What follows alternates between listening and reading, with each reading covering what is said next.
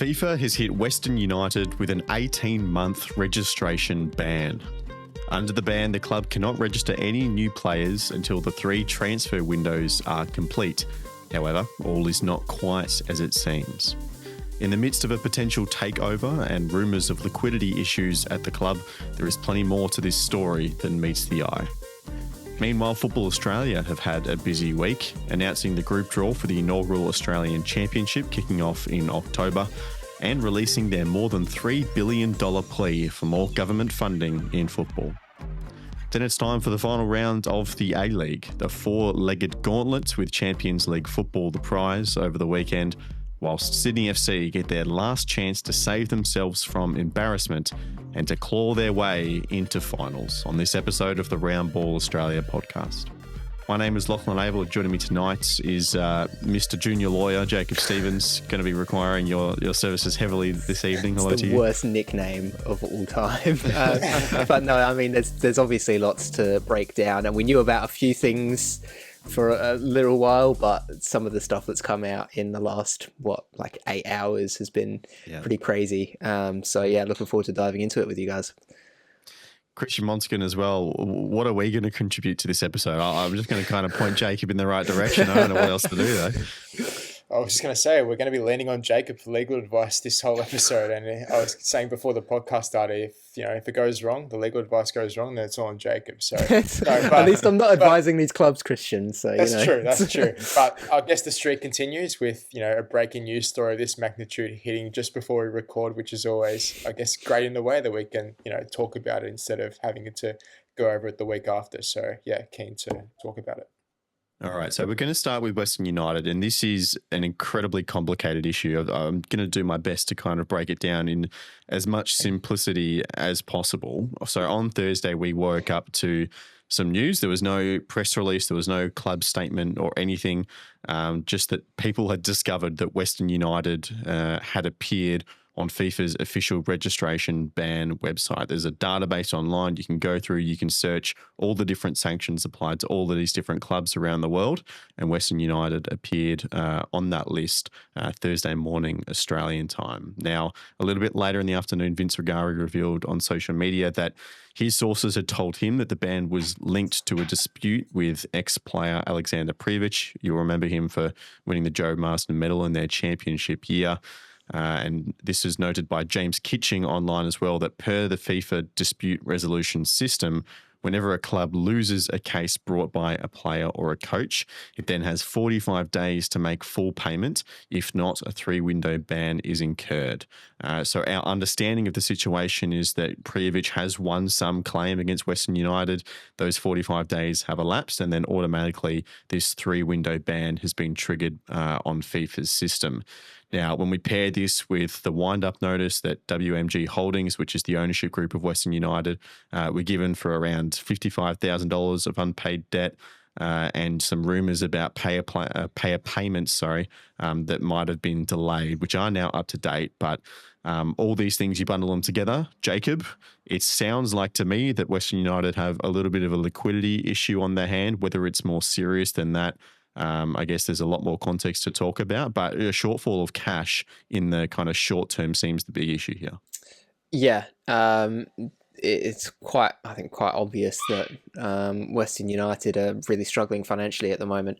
And I mean, we look back only a couple of weeks to the APL making announcements about changes to the salary cap structure and stuff like that, noting that a number of clubs were in some pretty precarious positions, and then only a little while later this sort of stuff comes out, and you can kind of perhaps understand their choices a little bit more. But yeah, it looks like it's just a case of cash flow, right? That they don't have money coming into the club, which means that they then can't have money going out to the players and to people that they need to pay, and so they're just sort of racking up debt. And for a lot of clubs this happens, but it's usually paid out by the end of the season, as distribution money and stuff comes in. But as we know, with distribution money this season, it's significantly lower than it has been in the past. And with Western as well, and I know we'll touch on this a little bit later, but there's just a whole lot of, I suppose, uncertainty going on around the investment structure of the club in the first place,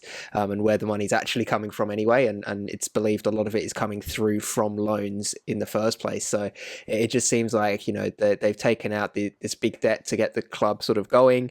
They've not necessarily been able to meet the deadlines that they would have set themselves in terms of revenue and bringing money into the club, and that's now left them in a position here where as far as we're aware, it's $55,000 of unpaid debt, but also this judgment that Alexander Prijovic has, which I'm presuming, I'm no expert in law and I'm no expert in sports law, but I would assume is something similar to any other sort of litigation that would be taken when there's a breach of contract or you've not been paid, so you're chasing down money or anything like that. I would assume it's a sort of similar situation there with him. So look, it's not a great look for Western United, and it's kind of crazy as well that this is the sort of stuff we haven't heard about before now. It's all sort of really come out in the last couple of weeks. These aren't things that just happen suddenly overnight. These are like years and years in the making of poor financial decisions and not being able to pay people, and it leaves you in this spot now where you've got a winding up notice for the ownership group. You've got a transfer ban for 3 windows, which is enormous. You think about the A-League, there's not typically any high profile signings, but this is the inability to register any new players whatsoever. So look, they're not in a great place, and they need some cash fast. And the question really is, where are they going to get that cash from?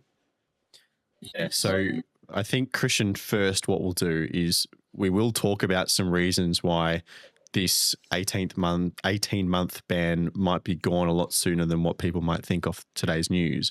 But if that were to, I guess, realise and Western United couldn't register any new players for 18 months, that would be disastrous for the football club. Right now, from what I understand about these kind of registration bans, you could still theoretically buy and sell players. Obviously, it's very different in an Australian context, but you could re-sign players who are off contract as well. But registering new players into like a FIFA competition like the A-League, that is what the block is happening here. So how disastrous do you think it would be, and what significant impact would it have on the club? I'd be, like you said, disastrous. I mean, there's no other way to put it. To have 3 consecutive transfer windows without essentially registering any new players. I mean, for a club that's trying to really rebuild, from the get-go, right? I mean, coming into this season, we thought it was going to be a bit more of a rebuilding process, right? But they sort of took an extra 2 steps forward, in the sense that they're on the cusp of making finals, and could cement that top 4 position. And they've been playing good football. They've been producing good youth through the system, so they've been ticking all the right boxes, right? What sort of strikes me by surprise is usually when, as Jacob alluded to before, like, this has been years in the making, right? These poor decisions. Usually you see poor decisions, made on the board translate onto the pitch, right?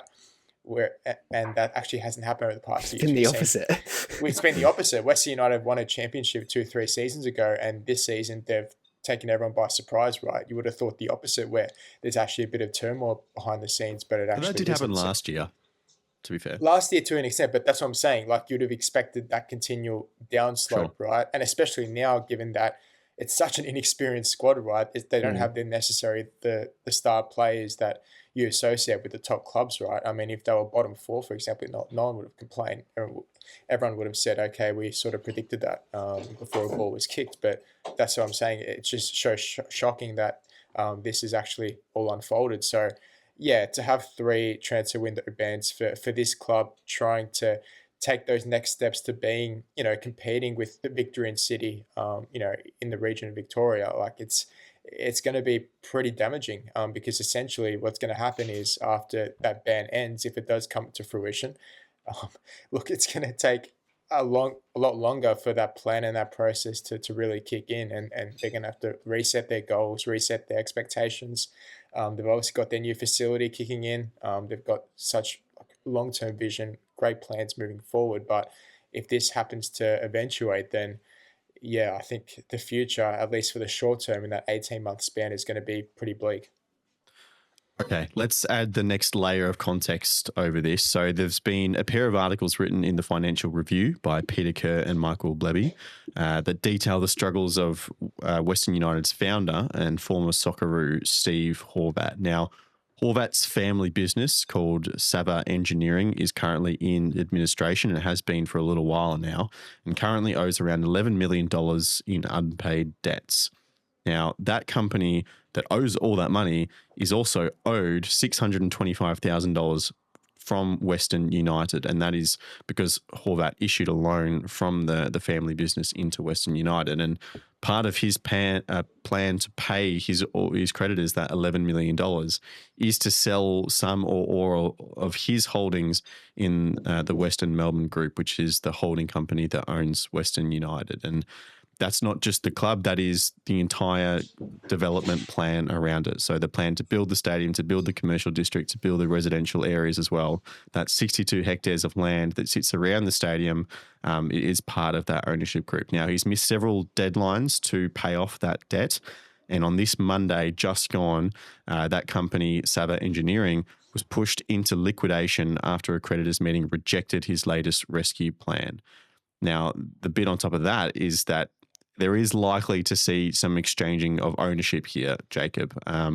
Regari, again, was reporting that a takeover of Western United, the football group and the development group, could be announced within a matter of days, and that the new owners are very aware of everything that's going on in terms of, the short-term cash, unavailability.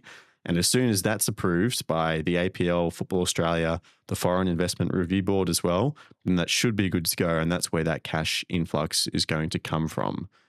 That's a lot of information. There's a lot going on here.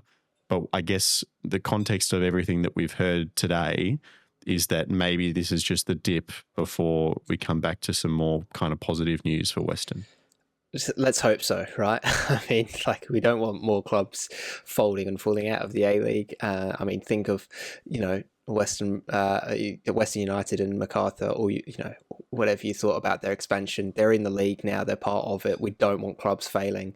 I think that's number one. But yeah, it's this whole history of it is just dodgy stuff, and it's reminding me a lot of back in the UK of Reading, a team that was formerly in the Premier League not that long ago, just over a decade ago, and now it's looking like they're probably going to end up folding because they've got an owner who just was taking out loans to keep the club a prop, them stopped paying staff because he couldn't keep the club afloat, stopped paying players because he couldn't keep the club afloat. And it seems like this is almost kind of treading a similar path, and it's a bit of a worrying sign. But yeah, that saving grace is that there are reports that there are people who are interested in investing, and that that they've got the money, and it should just be a matter of formalities. But the worrying thing, I think, is that a lot of the whole plan around sort of the sustainability of this club rests a lot on the development of the land around it, right? That 62 hectares.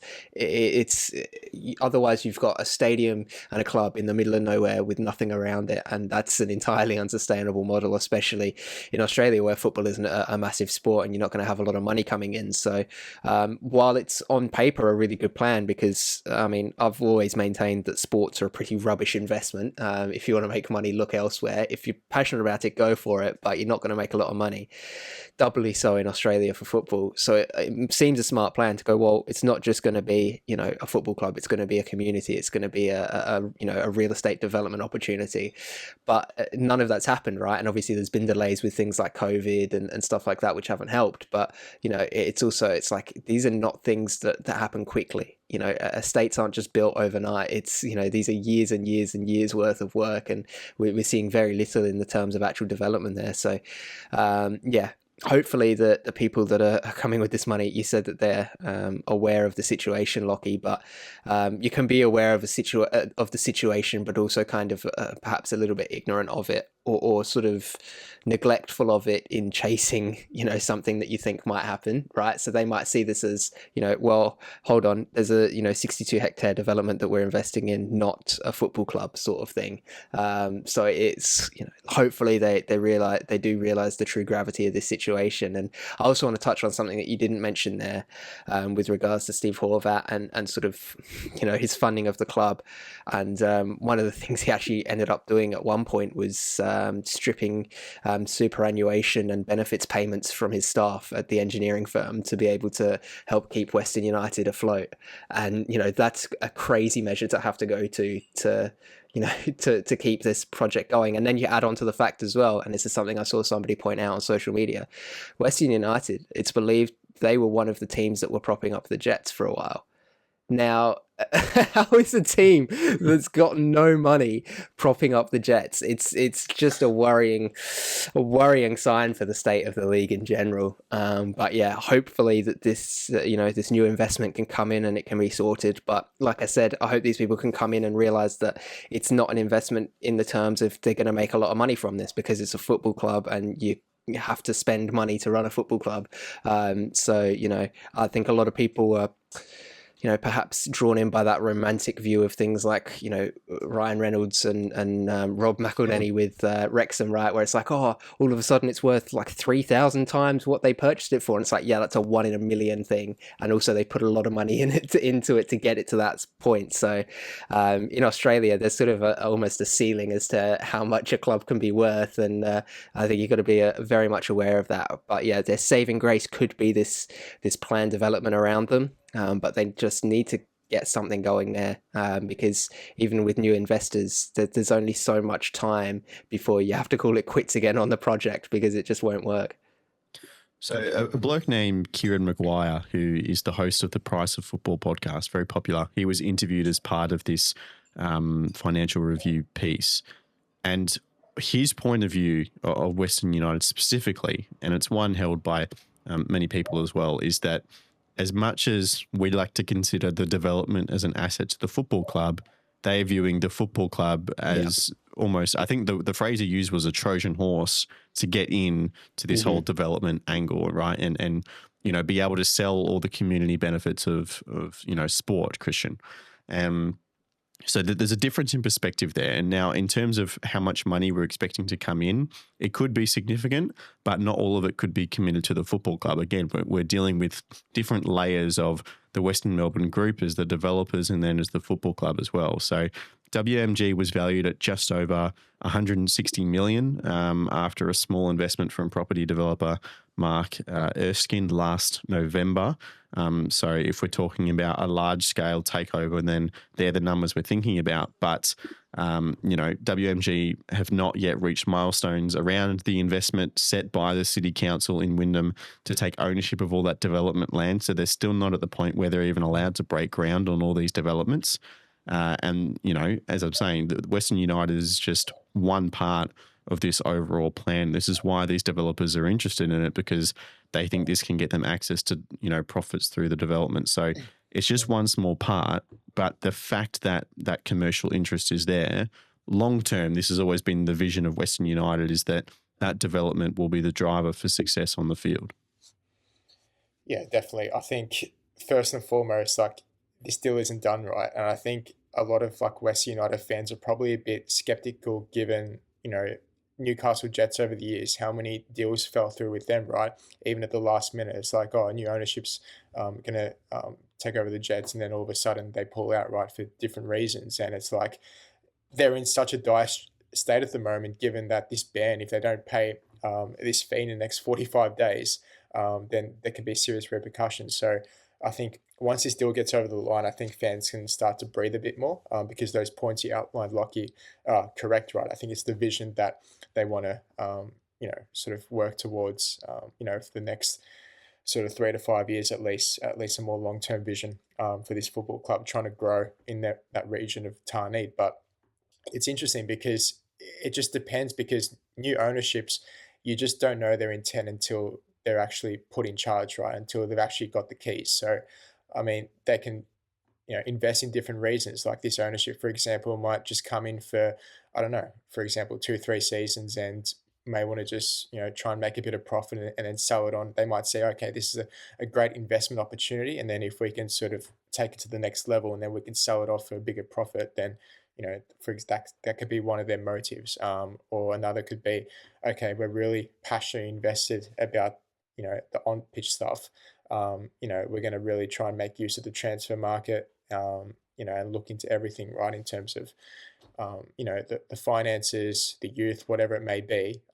So I guess it just depends on all those factors. So until they're actually putting that in the hot seat, you don't really know, their goals and aspirations, right? Because again, it can vary. So I think there's definitely a lot more questions, left to be answered. And I think once fans, start to seek clarification and get those answers, then I think they can feel a bit more comfortable. But yeah, there's definitely still a lot to play out.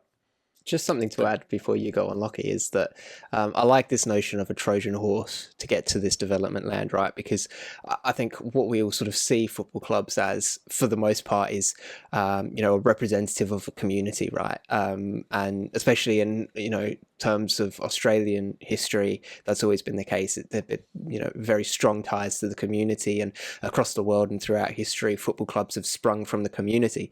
This almost feels like the opposite, where they're trying to build a community around a club, and I just can't help but feel that they've gone completely the wrong way about it. I understand, targeting growth areas and things like that, but it's got to be a growth area that's actually growing in the area the club's in. And while it's growing nearby, the actual development area that they're talking about, there's nothing's happening, because like you said, they've not actually met certain points that they need to with the council. So yeah, it just seems like they've gone about this almost the wrong way around, and it's coming back to hurt them now. When you say they, who are you talking about though? Because to me, when I hear you say that, I'm thinking this is an APL issue. They're the ones that chose these licenses. It was the FA, wasn't it? Actually, it was. Sorry, yeah. You're right. Yes, Football Australia at that point in time, and I think we can all agree the conclusion of reflecting on that expansion process is that sure, the long term thinking was great, but that it was extraordinarily long term. Yeah. And that hasn't done very well for the short term. The good news about all of this is that, as Christian says, there is more to play out, but it is looking like it will happen relatively quickly. So May 14th, about 2 weeks from now, is when WMG will go to court to defend this wind-up order. So if they don't have this cash injection by then all of a sudden there is serious alarm bells ringing. So there seems to be a lot of confidence that will happen and that'll be okay. And that this new investor will be able to come in, trigger these milestones with the council to both finally begin construction on the stadium, which 26, 27 seems like a pipe dream now, but also the residential and the commercial development, resolve this pay dispute with Prijovic and remove the FIFA ban before the next window as well. This is backed up by some of WMG's creditors, which, according to the Financial Review, were, quote, so convinced of the story's merit that they have deferred lodgement of notices of default against the company. Sorry, that's with the construction company, not WMG. But there seems to be a lot of faith that this is going to happen.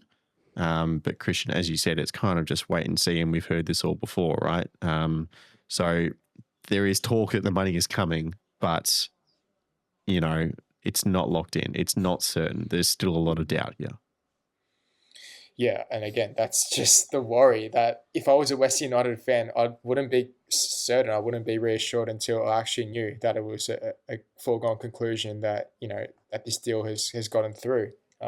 Because, for different reasons, I mean, look, our ownerships can pull out of in any moment, right? If they feel as though the club has made so many poor decisions in the past that they think, okay, hold on, maybe is it the right moment to invest? And that was the same reason as the Jets, right? Why so many owners sort of pulled out, because they thought, where are we going to make our money, right? If we're going to invest in this club, we want to try and, not only build it, but actually benefit for our own personal use as well. So I think that has to work both ways. And just obviously we don't know behind the scenes fully the actual in-depth decisions that West United have made to sort of get themselves to this point of liquidation. But we can only hope, just as A-League fans in general, as football fans in Australia, that they're able to sort of, put this moment behind them, pay off the money, and then just move forward. Because like I said at the start, they've got such a great project going for them. It'd just be a real shame if all of this sort of, makes them sort of crumble to the bottom, have to rebuild all over again. So yeah, hopefully it all plays out smoothly. All right, so just to wrap this all up, yes, the 18-month transfer ban has come down. If all goes as we kind of think and hope it will, a new investment group will announce a deal. Could be as soon as the day you were listening to this, if not in the days and weeks to follow. And then as soon as that gets confirmed, then hopefully this ban goes away. Construction begins on the stadium and so forth. But yes, definitely very dicey times for Western United. Now, we have got some more money talk coming, but I decided it would be absolutely devastating to go back-to-back with those two topics. So we'll change it up a little bit. We'll go to Football Australia because they have confirmed the group stage draw for the Australian Championship tournament, which is, of course, kicking off in early October. Geez, remember my Invented a new month. Invented a new month there. Victoria will play host to the first two fixtures. South Melbourne are going to take on historical rivals Sydney Olympic at Lakeside on Friday, the 10th of October. And then Preston Lions will play the New South Wales qualifier the following day. The way this is going to work, Christian, is that they're going to have a marquee game every weekend on the Friday night and then a Saturday afternoon. And then all the other games for the round will be either 3 or 5 p.m. on the Sunday. So we get to highlight a game on the Friday and the Saturday. If I'm doing my calendar right, I think this is 1 week, according to this year's fixture, before the A-League came in. So they might get like one standalone week, maybe in between the Australia Cup final, something like that. But then they're going to be competing with the A-League, which is an interesting factor to this as well. Yeah, I mean, are we going to see scenes like earlier this season where, Preston got, what was it, over 6,000 or whatever they got, and then they got more than a Melbourne City home game? Are we going to keep having those comparisons throughout the season? Like 9, yeah. 9, I think that was because it was such a big fixture. I think for like the first round here, yes, I think some games will be less well attended than others, and I think there's the potential for it, but I don't think it's something we'll see every week. Of course, but I'm just saying, like, looking at it from a bigger picture, like, it might sort of give the A-League a bit of a bad look or a bad image, because that certainly was, right? I mean, when you see an empty Amy Park, right, that's supposed to be your main product. That's the A-League, your top division. And then to see another game on the side, which is, you can call it semi-professional, get nearly 10,000, it paints a bleak picture, right? So I guess I predict that we're going to have a lot more of those discussions moving forward once we get into the season. I'm sure, like, on social media, it will be going gangbusters for sure. But I think the marquee idea is pretty good, to just highlight those main fixtures, just to give it that bit of oomph. And those, like South Melbourne, is obviously a classic example of a club who have just been dying to get a taste of sort of, this type of competition. Obviously, they wanted an actual second division to lead into the A-League, but that's not going to happen for at least another while. So, yeah, it's just, I guess, dipping your feet into the water and seeing what can eventuate out of this. I think it's definitely got a lot of potential.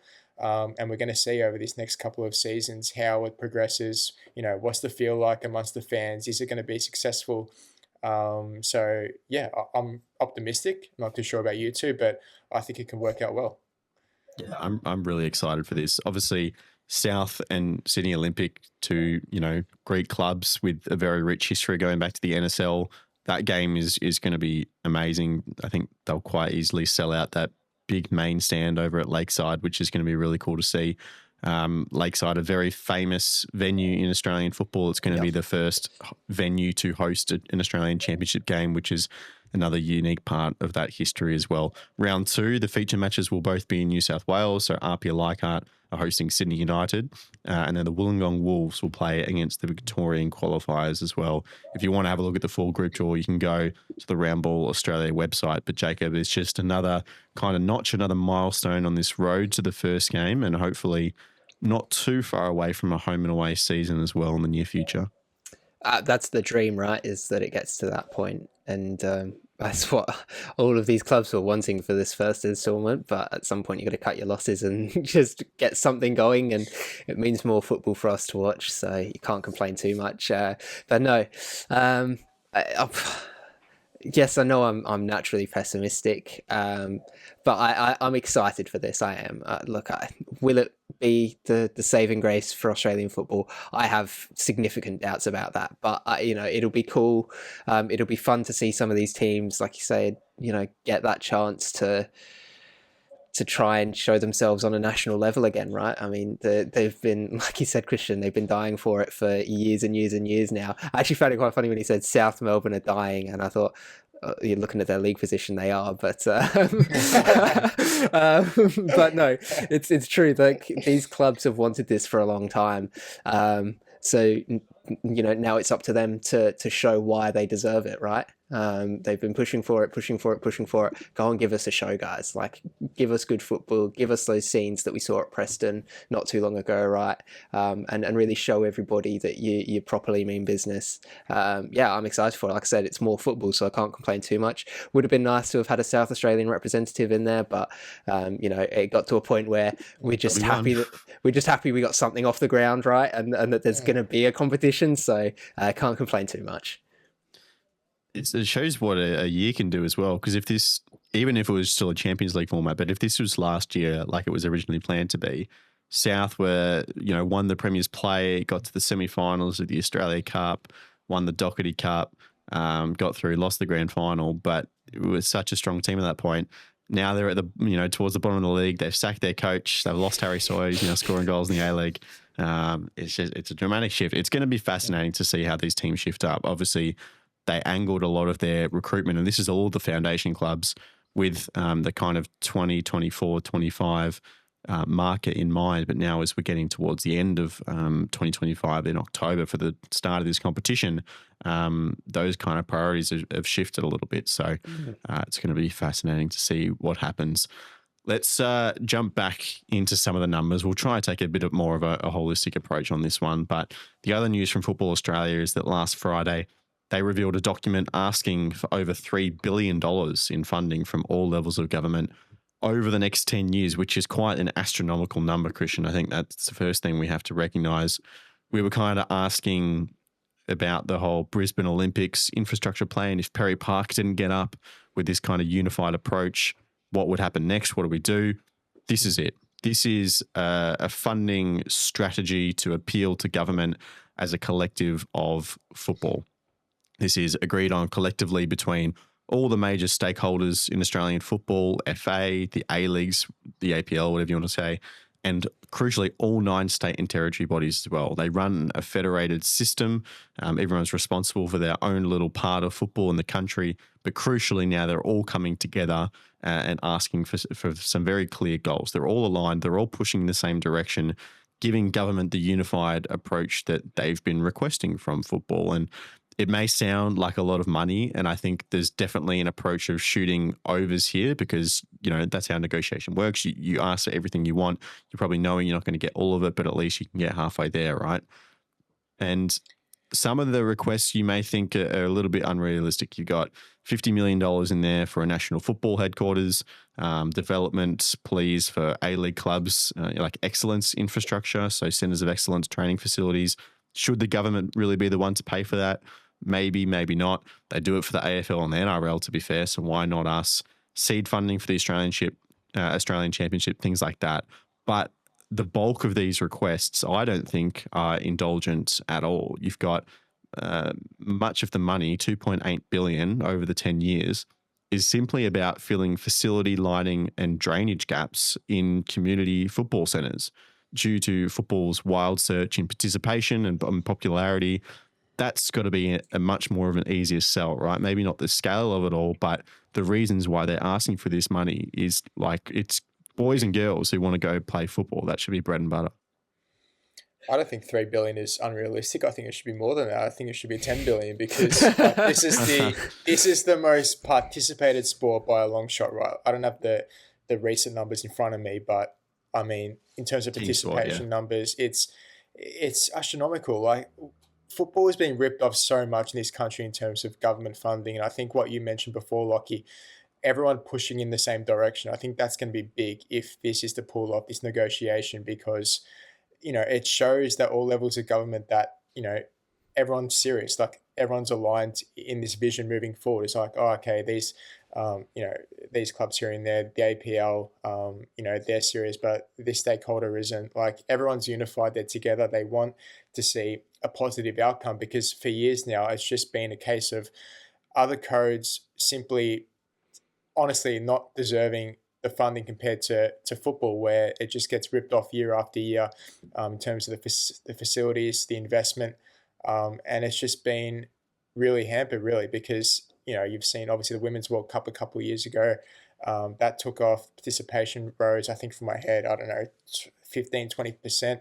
And then you see stories come out that they still didn't have the money to, you know, to build change rooms, right, for girls to participate, and that's turning them away, for example. So, like, all of this is so important, you know, if football wants to take, you know, the next step into, you know, welcoming, you know, more people to obviously play the game, and then that's just going to trickle down into the grassroots system, and it's beneficial for everyone, right, and also for the government, because it's going to obviously, you know, boost the economy, in that sense as well, for different reasons. So, look, obviously, yeah, it's a negotiation, right? It's going to take a long time to settle on, for all the parties to agree on what they want.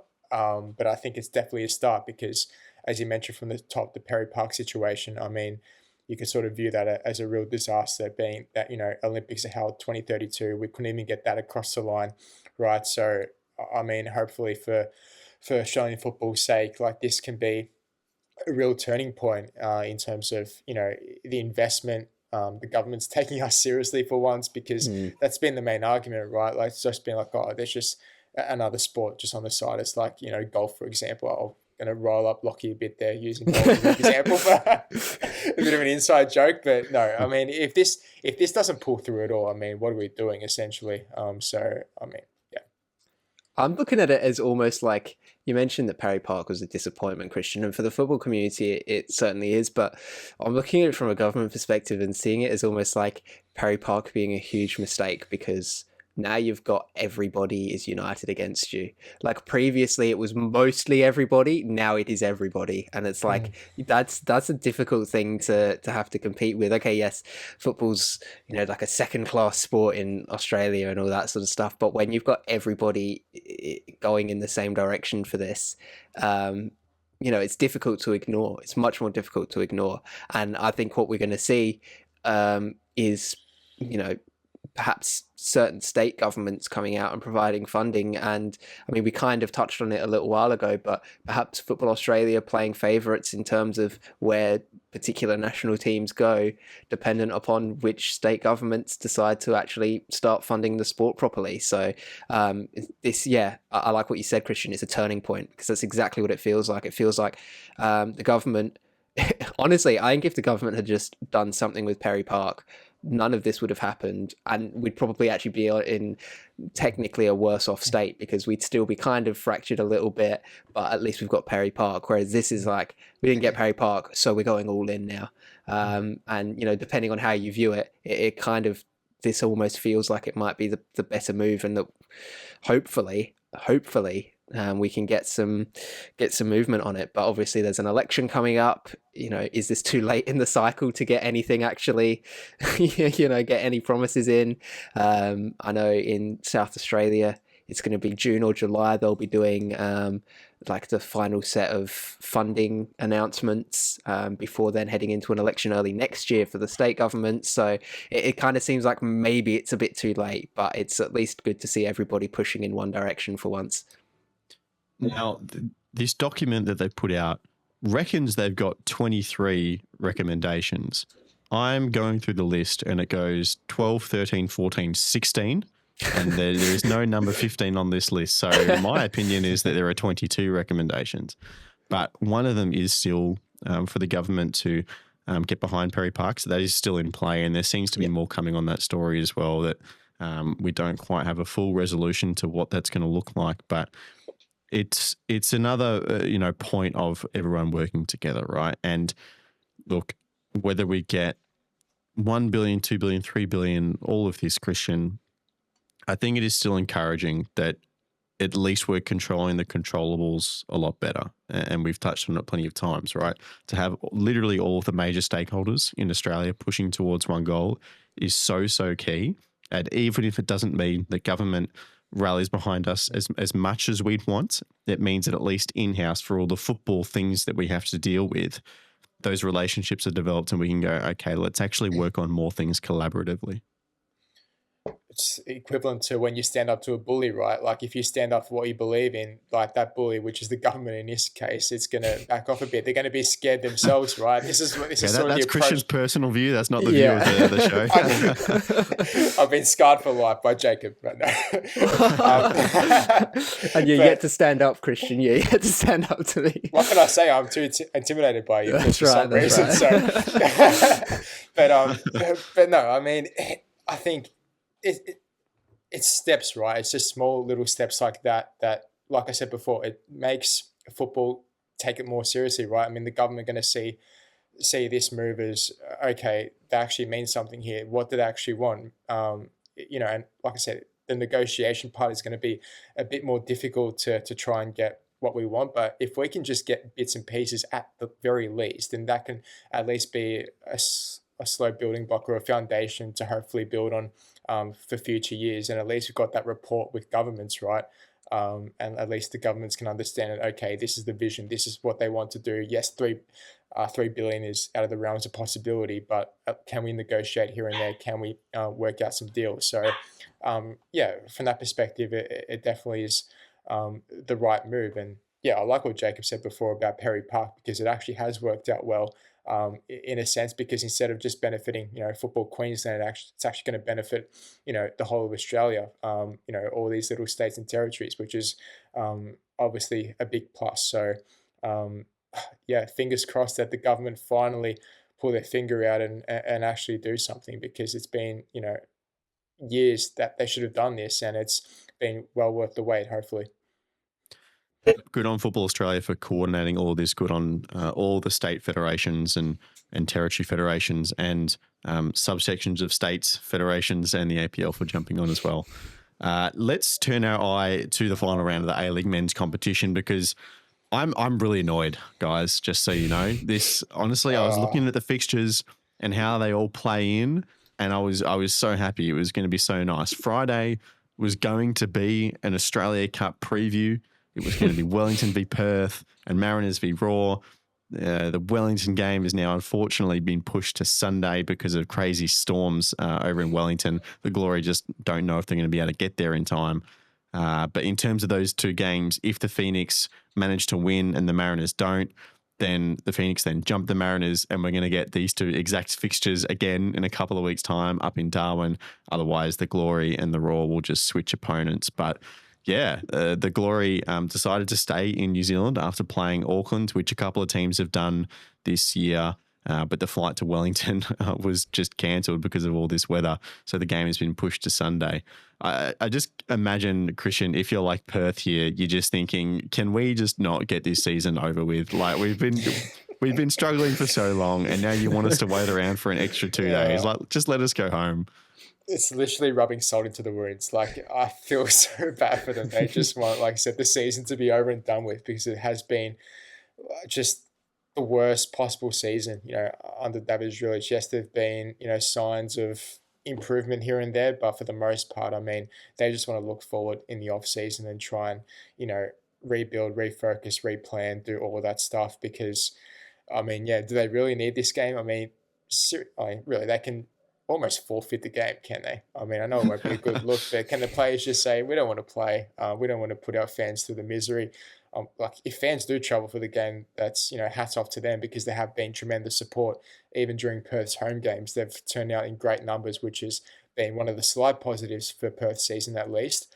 But I mean, obviously this game sort of like means nothing essentially. So it's just sort of, the distance derby, and that's all it is, right? There's nothing else to play for. So I just feel sorry for the players, really. The OG distance derby, of course, not even the true one. But here's my question to you though: if you don't go home in between and you're only traveling from Auckland, is it a real distance derby, Jacob? Does it even count? Well, I mean, you had to Yeah. That's a good You point. still had to get to New Zealand in the first place, right? I mean, it's just the fact that it was a week early earlier. is, yeah. I don't think it takes away from the distance. It's a financially sensible derby, maybe, to not have to fly all the way back to Perth and then back up to Jacob's gone Wellington. from lawyer to mathematician now. Yeah. I take whatever Yeah. role the podcast needs, but no, it's a crazy situation. It's well, I mean, you could say it's PK League. I don't think it's quite at that level yet. It would be if Perth were on the plane and then got diverted back to Auckland halfway through the flight, because so I think that would have been PK League. But no, it's you're right. Where it's Perth will be thinking, what have we done to deserve this? And Wellington will be thinking, oh, now we've got to wait yet another day to watch this game, which I'm sure some of their fans are not too eager to watch in the first place. So it just seems like it's bad omens all around, really. All right, so I'm annoyed because Friday was supposed to be all about the Australia Cup. Now we have to split those two games off, which is just really getting under my skin. But then Saturday is really cool the way these games have lined up, actually. And I'm describing this as the gauntlet run for second place in the league, right? One by one, these teams are going to have a crack at securing second spot. And if they fail, they leave the door open for the teams behind them. So City are up first. If they can win against Sydney in the early game, that's it. They get it locked up. If they fail to win, then comes Western United. And if they win their game over Auckland, they lock up second place, done and dusted. If they fail to win, then finally it's the Western Sydney Wanderers against the Macarthur Bulls, who, if those two teams ahead of them fail to win, then the Wanderers with a win also will lock up second place. And obviously you have a little bit of overlap in all these games as well. So you've got, I think the second game, the Western Auckland game, will start at about half time, an hour after the City and Sydney game, and then maybe 15 minutes or so overlap with the Wanderers and the Bulls as well. So hopefully there's some close score lines, some checking of the scores on the benches. That'll be a little bit of fun. And then somehow, if City and Western lose and the Wanderers fail to win, then Melbourne Victory miraculously have a chance on the Sunday as well against the Jets. Would probably have to win by at least a few goals, Christian. But I love the way this is actually lined up. Obviously, I think we all want continuous games on the final day of the season, but I don't mind the way these fixtures is kind of wrangled up. I think it's brilliant. I mean, the fact that you've got the Wanderers in sort of that last fixture on this Saturday, I think it makes it even more intriguing because based on those three fixtures, you probably have to say Wanderers are favoured most to beat Macarthur. And then, because obviously you've got Melbourne City against Sydney, flip of the coin for me. And then West United against Auckland.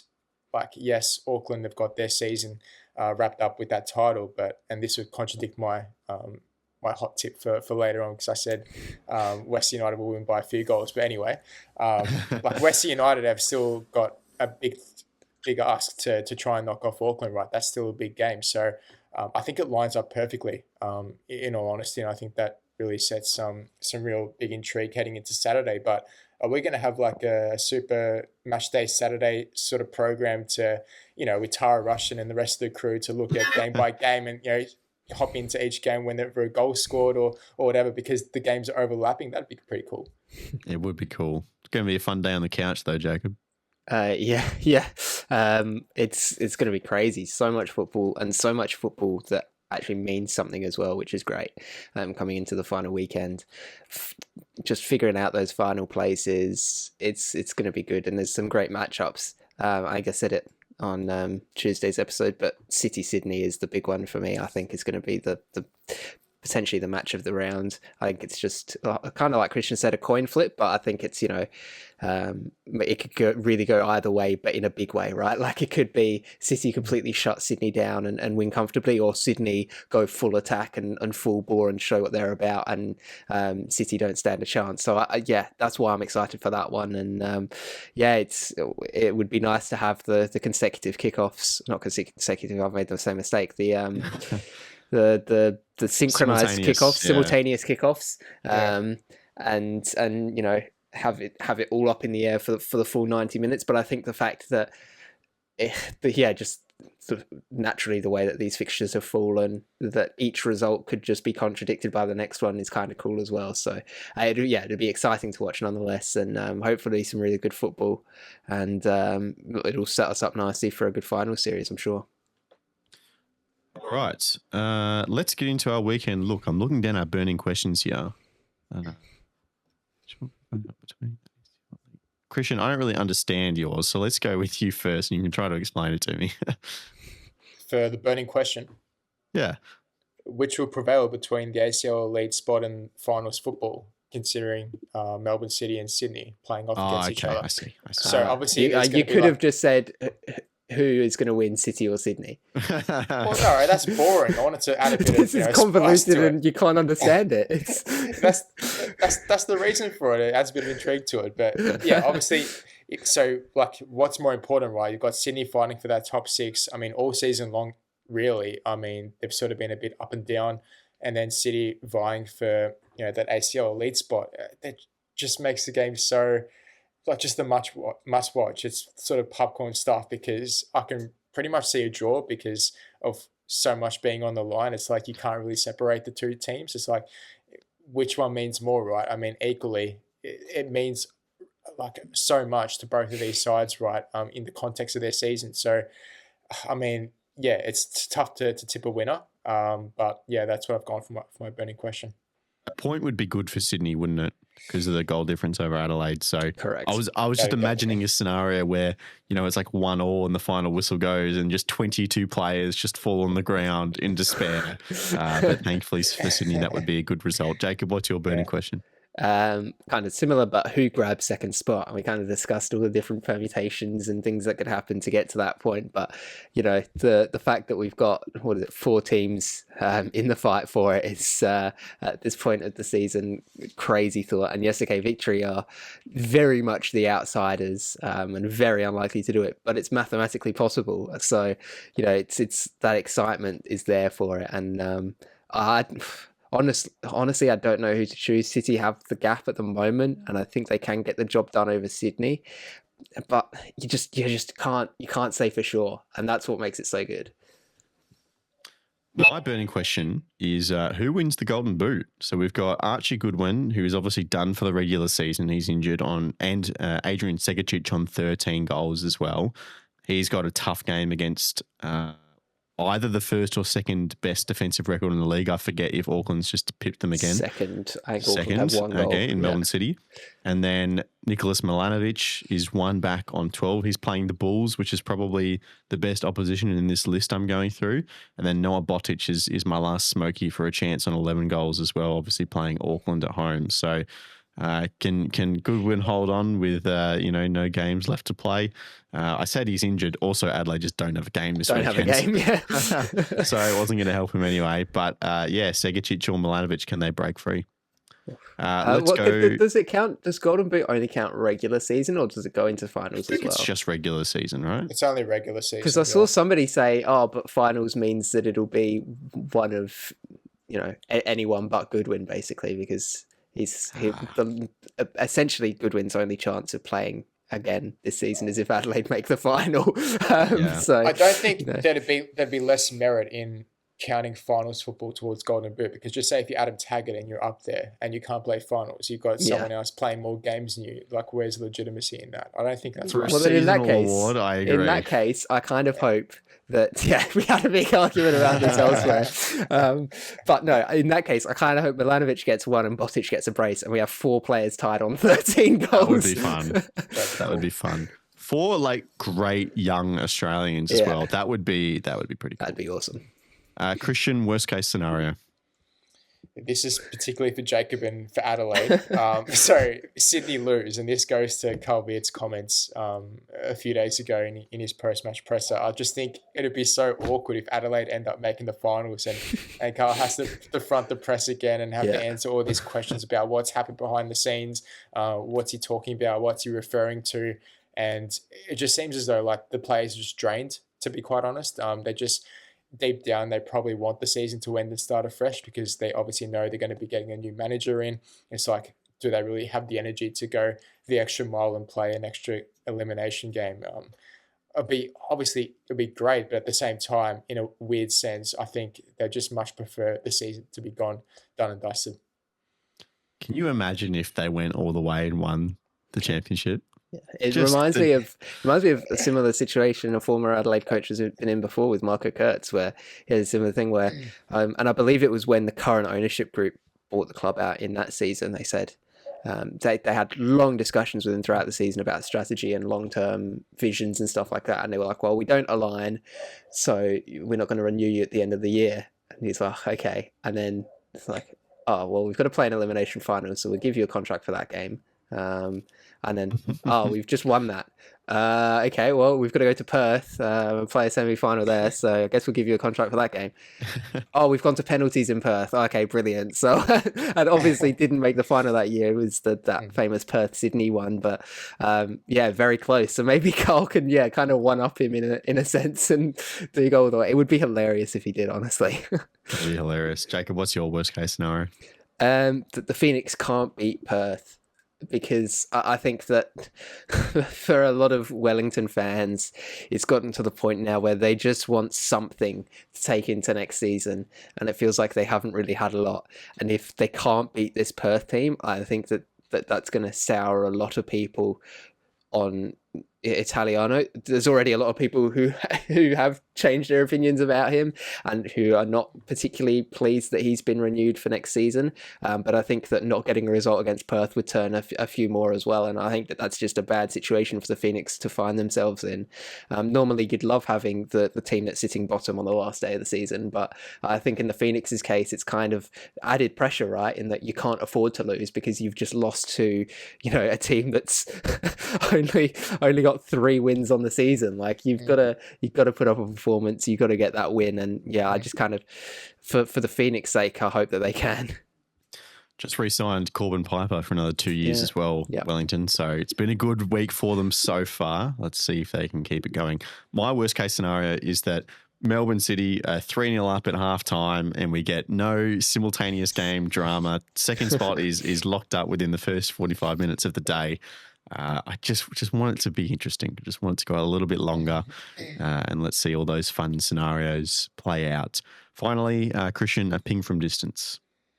Yeah, as I mentioned earlier, so West United to win by at least 3 goals against Auckland. Like, this is a massive ping, but at the same time, Auckland, obviously, I don't know, they might be resting players, might have gone a bit too hard on the celebrations over the past few days, which would be understandable, which West United will be hoping for at least. So I mean, it's hard to see at the same time because West United beat Auckland, I think it was 4-0 towards the start of the season. It's like, surely it can't happen twice.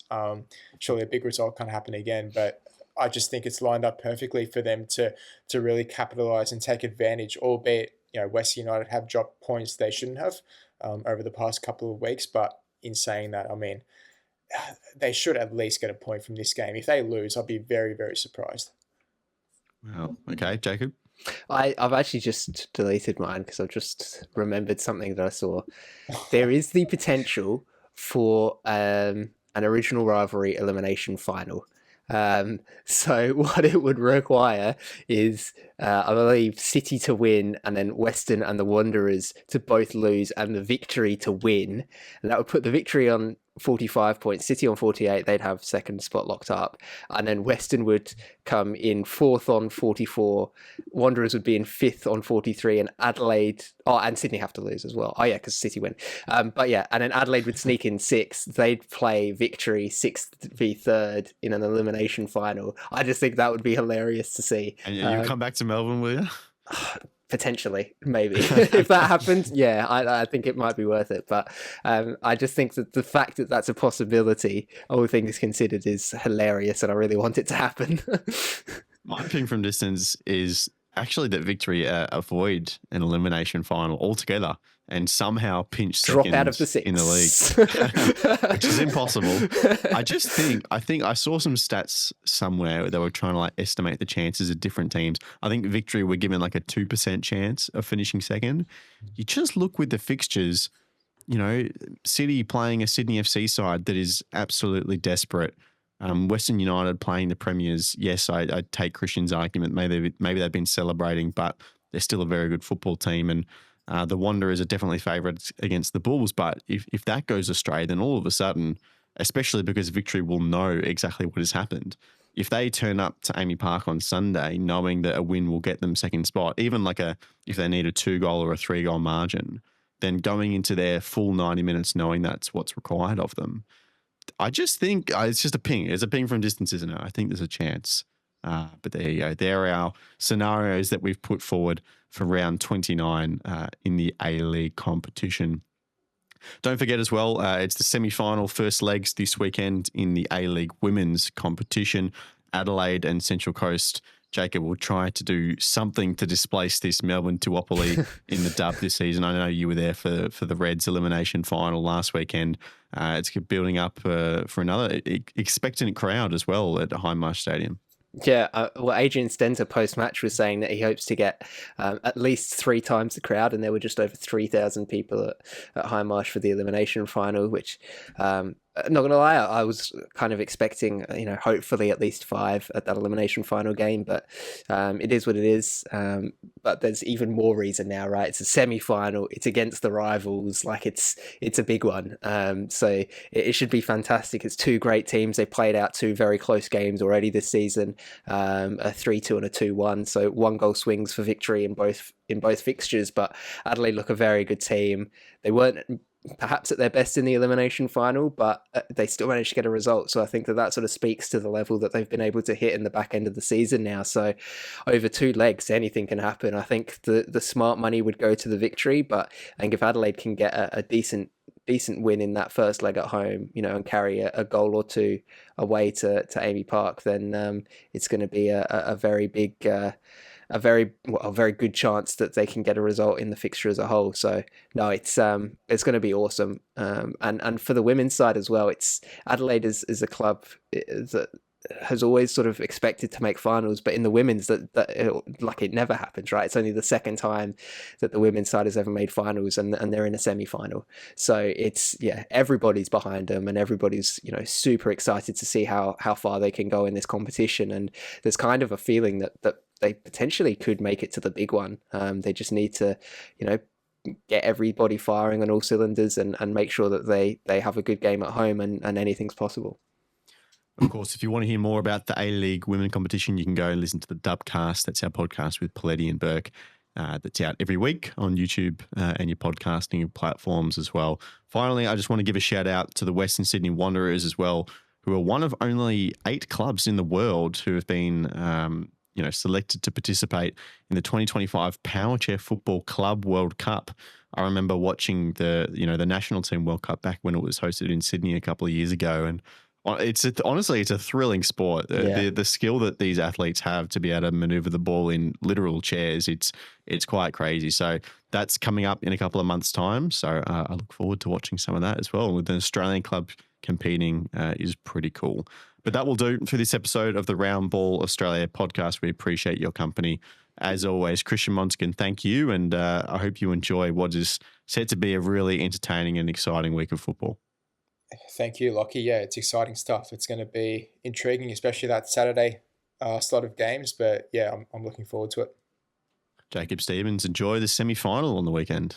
Yeah, we'll do. It's going to be great, and hopefully a massive crowd. So if anybody from Adelaide's listening hasn't got their tickets yet, I don't know when tickets actually do go on sale, so maybe check that first, but make sure you buy a ticket and get out there, because let's hope it's a massive crowd and a good game of football, because it's women's football is just massively underrated as a whole, and the A-League women's as well is a fantastic competition. So yeah, get on out, support these teams, and watch some good football. All right, we'll be back on Tuesday for a recap of the final regular season round of A-League men competition. And it's finals time for the men as well, getting right down to it. We've got a Socceroos window coming up, and then the Club World Cup. Plenty of content to come on Round Ball Australia. But we thank you again for listening. We appreciate your company. Goodbye.